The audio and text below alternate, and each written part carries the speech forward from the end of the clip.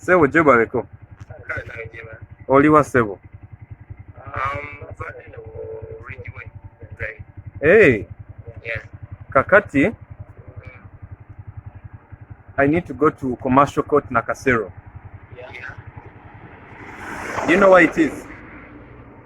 What's the question? Is that Temple Road? Yes. Yeah. Oh, okay, Kale.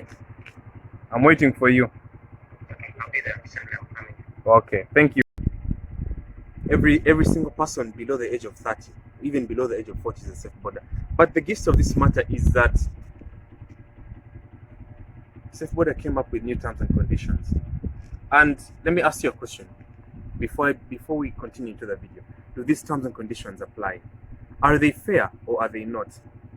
One must ask themselves that if safe border removes all liability about anything concerning the rider and both the rider and also the customer, then what happens?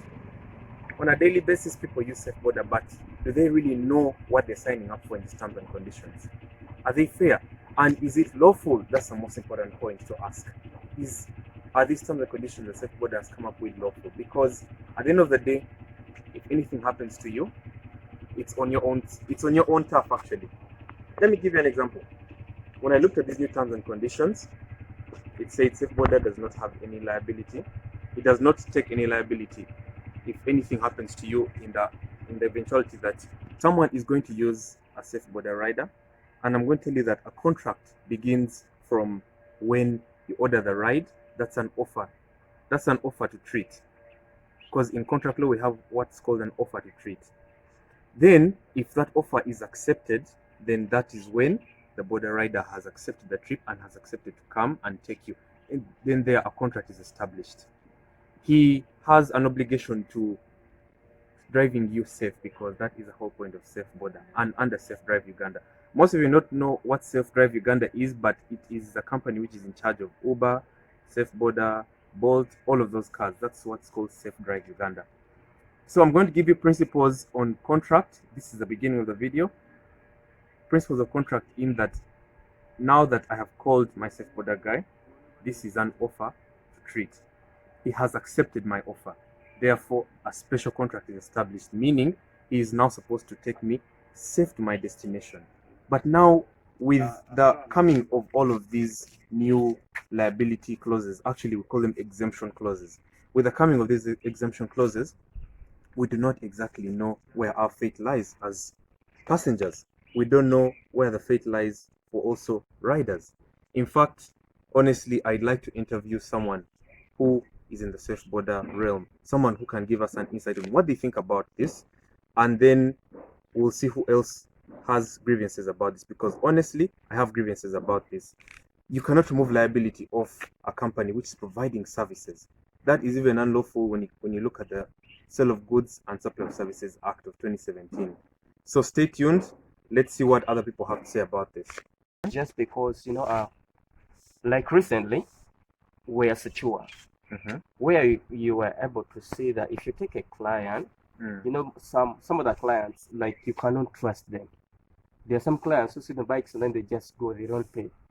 Safe border used to compensate for that. Yes. Now, when you fall, what they are like, what they have said, that is self-explanatory that in fact, we are supposed to agree with the clients, not them. That means that safe border is not free. Okay, I'm not free to them. Like, I cannot get the payments from them like as I used to do. Okay. Because we used to face that and safe border used to compensate. Okay. Going to the side of the clients, we had riders who used to be given delivered and then they run away from them. That means safe border we are able to pay to compensate for them. Yes. Remember, when you order online, it's not me who comes direct to you.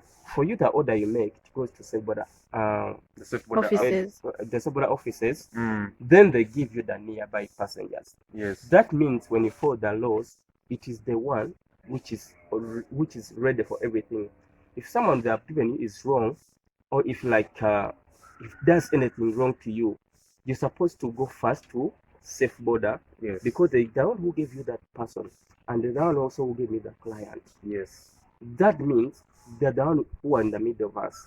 So if they tell us that for them they are excellent, that means the app has no use. And it's no longer safe. Yeah, it's no longer safe. It removes the whole point of safe boda. Yeah, because what the terms which they brought are like they restrict the client from suing safe boda. Yes, perfect. And I don't think they were advised properly by their lawyer. No.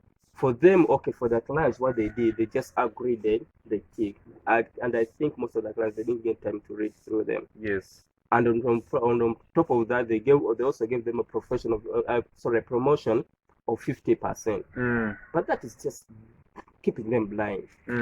But when you follow the laws, you agree with something which you don't know. Yes. In case I take you and then I grab your bag, for them they don't mind about that. And I can't sue them. They can't sue them. And you know, they know how they protected themselves. And let me tell you, when you look at the laws of Uganda, we have what's called contract law. Now, contracts have now advanced to online contracts. Now, Safe Boda and Safe Drive Uganda are now part of these online contracts. On these mobile phones, when I contract with you, the rider, on an app, the moment I ask you to take me to ride me, that's what's called an offer to treat. Meaning, I'm offering, can you please take me to Commercial Court Chagwe Road? Because that's where I do my internship from. If you then accept, because I normally see you swipe on the phone, once you accept, then that means you have accepted my offer to treat, and now we have established a contract. In the Contracts Act, a contract can either be oral or written. But now that we have online contracts, now the contracts have now advanced in a way. Now, the moment that happens, you're supposed to drive me safely, because the whole point of Safe Boda is to take. No, it's not legal. No, that it is not legal at all. It's just a defensive mechanism to them. Perfect. You've said it right. Yeah, you've said it right. And they're avoiding lawsuits because I'm sure many people have sued them before. That is not legal at all to me and to you. I'll take you because slap me. Big well like that. I will. Now, guys, let's see what others have to say about this.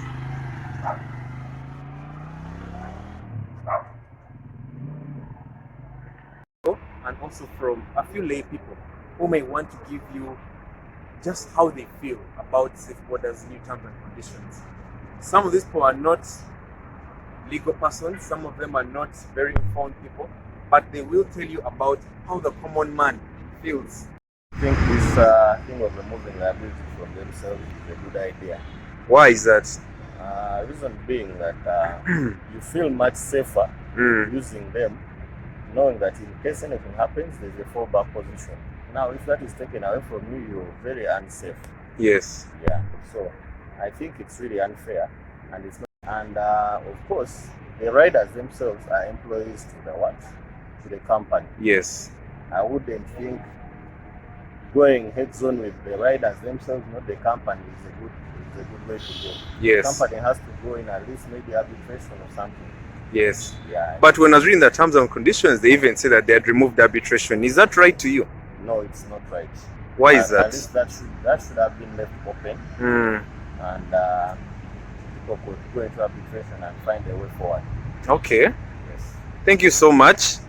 I know that this is very unfair to the common man because all of us use Safe Boda, really. Truly, it is a very unfair thing to us. In case anything happens, or in case of an accident, yes, and you are injured, or in case you order for deliveries and your property is stolen or damaged, Safe Boda doesn't suffer any harm, and they won't compensate you for anything. Me, I find that to be unfair, because the whole essence of choosing Safe Boda or any other registered boda other than the normal bodas you find in the state is because we know there is some protection that we are given. Yeah.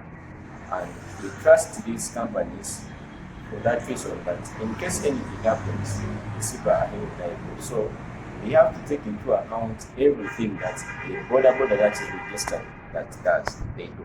That's why they even take these people for training. Okay. They have to perform to their maximum expectation. Okay. So people want to know which law provisions are included in this, or which law principles can they enforce if they would want to take safe border to court? The law, I will cite the Contracts Act.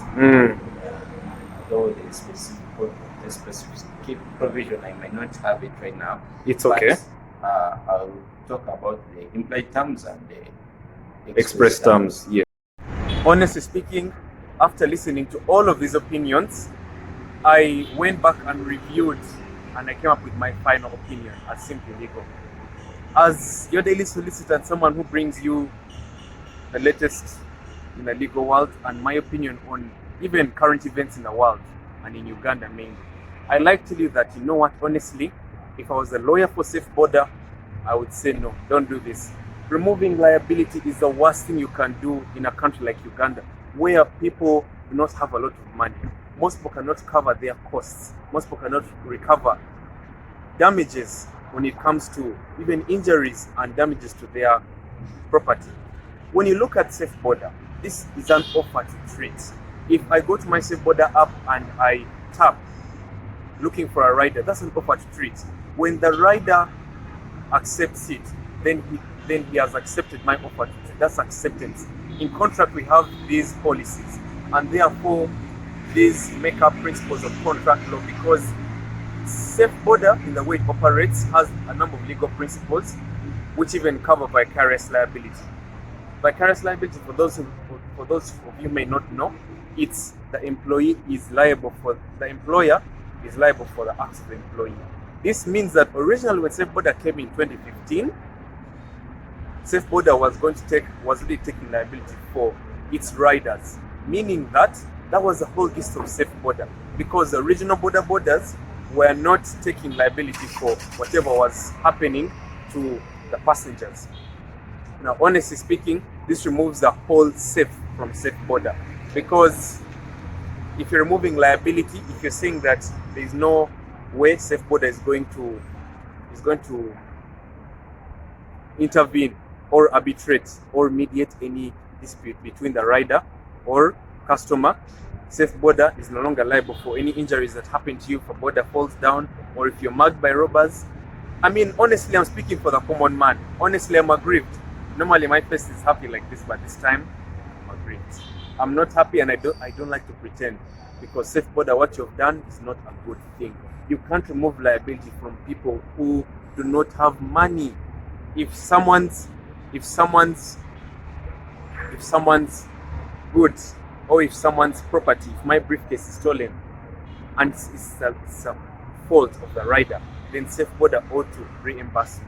If I've ordered for a package and it didn't come in time, or I lost money because it was stolen because of the rider's fault and it's proved, then safe border should take liability. There are also what we call exemption clauses, but I'll not go so deep into them, but normally they are given in a contract. And these exemption clauses also include liability clauses, because whenever a contract is done between a company for provision of services, then that means that the company should take some liability. So removing liability from safe border app or anything concerning safe border is a wrong move.